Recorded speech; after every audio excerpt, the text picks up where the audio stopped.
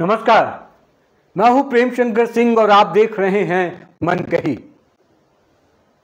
आज बात होगी तेज प्रताप यादव की। देखिए, इस बार तो तय है कि अगर लालू प्रसाद यादव नहीं माने, बड़े बेटे को तवज्जो नहीं दिए, उनका मान नहीं रखे, तो इस बार कुछ गड़बड़ झाला होने वाला है। तेज प्रताप यादव ने खुलेआम कह दिया है कि वो चुनाव लड़ेंगे तो महुआ से ही चुनाव लड़ेंगे। अगर आरजेडी वहां से कोई उम्मीदवार उतारती है तो ये आरजेडी की जिम्मेदारी होगी कि वहां पर क्या होगा, यानी कि या तो तेज प्रताप यादव हारेंगे या फिर आरजेडी का उम्मीदवार हारेगा। इस ऐलान के पहले तेज प्रताप यादव अपने तमाम इंटरव्यू में कह रहे थे कि एक बार मैं लालू जी से और राबड़ी देवी जी से बातचीत करूंगा इसको लेकर कि वो क्या करने वाले हैं। लगता है बात नहीं बनी, मुलाकात नहीं हो पाई और इसको लेकर किसी भी तरह का कोई भी आश्वासन तेजस्वी यादव की तरफ से भी नहीं दी गई। अंततः तेज प्रताप यादव को मजबूरन ये फैसला लेना पड़ा कि वो महुआ से चुनाव लड़ेंगे। आज वो महुआ गए भी, तमाम कार्यकर्ता और वहां की जनता उनका जोरदार स्वागत करती, यानी कि जो इनका हौसला है तेज प्रताप का वो बहुत ज्यादा बढ़ा हुआ है, लबरेज हैं और उनको लगता है कि वो जीत कर आएंगे और निर्दलीय लड़ेंगे। सबसे बड़ी बात, लगातार उनसे सवाल किया जाता रहा है कि क्या आप दूसरी पार्टी बनाएंगे। तेज प्रताप यादव ने हमेशा से मना किया है कि हम दूसरी पार्टी नहीं बनाने जा रहे। अब पिछले कुछ दिनों से आप देख रहे होंगे कि वो अब पीली टोपी पहन रहे हैं। उससे भी सवाल किया गया कि भाई ये पीली टोपी क्यों पहन रहे हैं, तो उन्होंने कहा कि ये भगवान कृष्ण का रंग है और ये ईश्वर का रंग है, इसलिए मैंने पीली टोपी धारण की हुई। लेकिन इसके मायने मतलब निकाले जा रहे हैं। कहा यह जा रहा है कि आरजेडी से इनका मोह भंग हो गया है। देखिए, 6 साल बहुत होता है। अगर पूरे 6 साल तक इनको पार्टी से बाहर रखा जाता है, परिवार से बाहर रखा जाता है, तो तेज प्रताप यादव को कोई ना कोई अम्ब्रेला तो ढूंढना पड़ेगा और वो वही काम कर रहे हैं। खबर यह भी है कि कई ऐसे विधानसभा क्षेत्र हैं जहां पर ये अपने उम्मीदवारों को उतारेंगे, यानी कि इनका समर्थन होगा। देखिए, अब तेज प्रताप कितना असर डालते हैं ये तो आने वाला वक्त बताएगा, लेकिन ये तो तय है ना कि तेज प्रताप यादव परिवार के खिलाफ जाकर चुनाव में दिखाई पड़ेंगे, प्रचार करते हुए दिखेंगे, अपने लोगों को टिकट देंगे, तो वो मैसेज कैसा जाएगा, वो संदेश कैसा जाएगा। जो यादव बिरादरी है वो क्या सोचेगा, वो अपना विचार कैसे बनाएगा कि जो परिवार एक नहीं रख सका वो पूरे राज्य को एक करके कैसे ले जाएगा। जो अपने एक भाई को संतुष्ट नहीं रख पाया, जो एक पिता अपने बेटे को संतुष्ट नहीं रख पाया, वो पूरे राज्य को कैसे देखेगा। मैं बात कर रहा हूं तेजस्वी यादव की। पर्दे के पीछे की असल कहानी क्या है ये तो कोई नहीं जानता। तेज प्रताप आरोप लगाते हैं कि कुछ ऐसे लोग हैं जिनसे तेजस्वी यादव घिरे हुए हैं और उनके कहने पर इस तरह की कार्रवाई हुई और उनको परिवार से अलग थलग कर दिया गया। लेकिन असल कहानी क्या है कोई नहीं जानता। कौन भड़काता है, क्या भड़काता है। अगर कोई भड़काता है या किसी के कहने पर यह कुछ हुआ तो ये तो परिवार पर दोष जाता है ना। इसके लिए दोषी कौन है, जिम्मेदार कौन है। आपका अपना पुत्र सही है या कोई और कुछ कह रहा है वो सही है, ये तो आपको तय करना है। लेकिन पूरे बिहार में जो मैसेज गया, खासकर यादव समाज में जो मैसेज गया कि दोनों भाई हैं, अपने भाई हैं। और एक समय आप अगर देखिए, एक समय में जब सरकार बनी और जब डिप्टी सीएम ये बने और हेल्थ मिनिस्टर तेज प्रताप बने, तो उस समय भी तेज प्रताप को भड़काने की बहुत कोशिश हुई।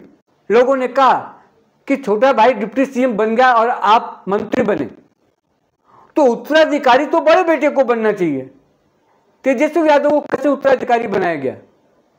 तेज प्रताप ने साफ कहा यह परिवार का अंदरूनी मामला है और मुझे इससे कोई दिक्कत नहीं है, तो आप लोगों को भी दिक्कत नहीं होनी चाहिए। यानी कि तेजस्वी यादव का जो नेतृत्व था उसको तेज प्रताप यादव ने स्वीकार कर लिया। लेकिन बदले में क्या मिला? कई इंटरव्यूज मैंने देखे, कई पत्रकारों से बात करते हुए तेज प्रताप भावुक हो जाते हैं, आंखों में उनके पानी आ जाते हैं। राबड़ी देवी लालू प्रसाद यादव को आज भी वो पूछते हैं और उनका सम्मान करते हैं। उसके बावजूद जब इन दोनों ने इनको घर से निकाल दिया, पार्टी से निकाल दिया और कहीं कोई पूछ नहीं। आप समझिए, एक विरासत, इतनी बड़ी पार्टी बिहार की आरजेडी, पिता अभी जिंदा है, लालू प्रसाद यादव जिंदा हैं, तब तो ये हालत है। अगर वो इस दुनिया में नहीं रहेंगे तब किस तरीके से राजनीति होगी इस परिवार में, कैसे दो फाड़ हो जाएगा। पार्टी भी एक रहेगी या नहीं रहेगी ये भी वक्त बताएगा। तो कुल मिलाकर मेरा कहने का ये मतलब है कि तेज प्रताप यादव ने बिगुल बजा दिया है। आज वो महुआ में हैं, चुनाव प्रचार कर रहे हैं, लोगों से मिल रहे हैं, उनके कार्यकर्ता वहां पर जुटे हुए हैं और हौसला बढ़ाने का काम कर रहे हैं तेज प्रताप को।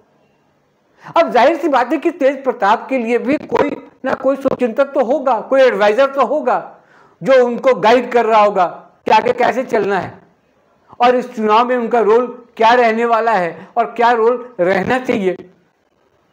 लेकिन एक बात बहुत अच्छी है कि आप इस दौरान देखे होंगे कि जब से उनको पार्टी से बाहर किया गया, परिवार से बाहर किया गया, वो एक भी ऐसी बात, एक भी ऐसा बयान उनका नहीं आया जो परिवार के खिलाफ हो।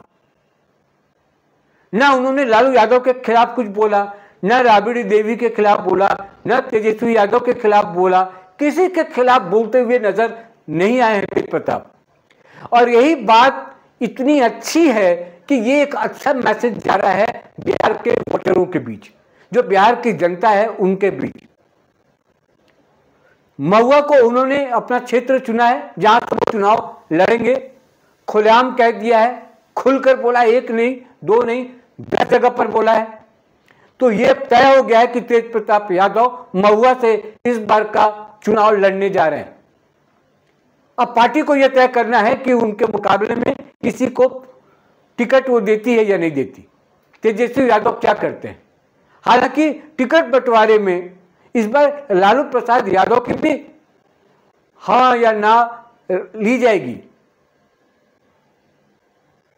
बिहार में एक बड़ा राजनीतिक परिवार है लालू जी का, और उसमें इस तरह के मतभेद और इस तरह के जो विवाद चल रहे हैं उसका असर मुझे लगता है कि इस बार के चुनाव में भी दिखेगा।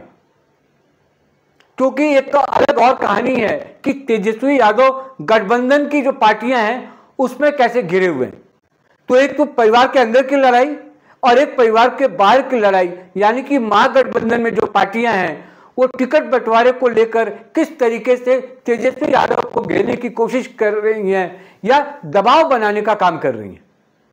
तो दो मोर्चे पर तेजस्वी यादव लड़ रहे हैं और तीसरा मोर्चा जो है वो विपक्ष है, जो इनके खिलाफ चुनाव मैदान में आने वाला है। यानी कि 3 मोर्चा इसको कहिए, 2 मोर्चा मैं गलत कह रहा था, 3 मोर्चे पर लड़ाई है तेजस्वी यादव की। इस पर मैं अलग से किसी वीडियो में बात करूंगा। आज जो मैं वीडियो बनाया इसके पीछे की वजह मैं आपको बता दूं, हमेशा की तरह आज का वीडियो मैंने सिर्फ इसलिए बनाया कि तेज प्रताप ने ऐलान कर दिया है वो चुनाव कहां से लड़ेंगे और किस तरीके से लड़ेंगे, और कुछ उम्मीदवारों को, कुछ अपने समर्थकों को भी वो टिकट दे सकते हैं और उनका समर्थन ये कर सकते हैं। परिवार के तरफ से अभी तक कोई हरी झंडी इनको नहीं दी गई है, कोई आश्वासन नहीं दिया गया है। ये 3-4 बड़ी बातें हैं।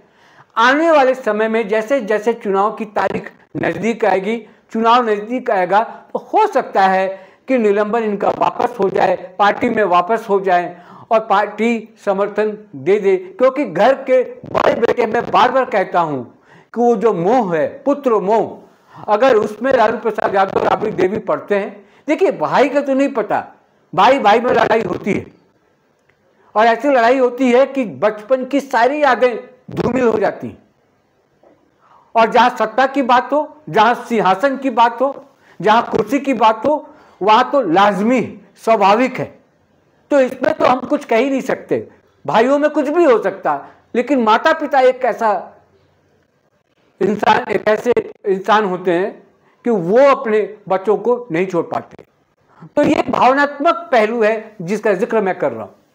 तो आज का वीडियो मैंने इसलिए बनाया, आगे देखते हैं क्या होता है, कुछ और अपडेट होगा तो मैं बताऊंगा, उसका विश्लेषण करूंगा। लेकिन एक बात है इसमें कि तेज प्रताप डेंट तो जरूर करेंगे। डेंट अगर सीधे वोट पे ना भी कर पाए तो मैसेज तो खराब जा ही रहा है कि लालू प्रसाद यादव के परिवार में जीते जी दो फाड़ हो गया और दो भाई अलग अलग हो गए और राजनीतिक तौर पर उनको घर निकाला दे दिया गया, पार्टी से निकाल दिया गया। ये ठीक नहीं है, ये ठीक नहीं हुआ।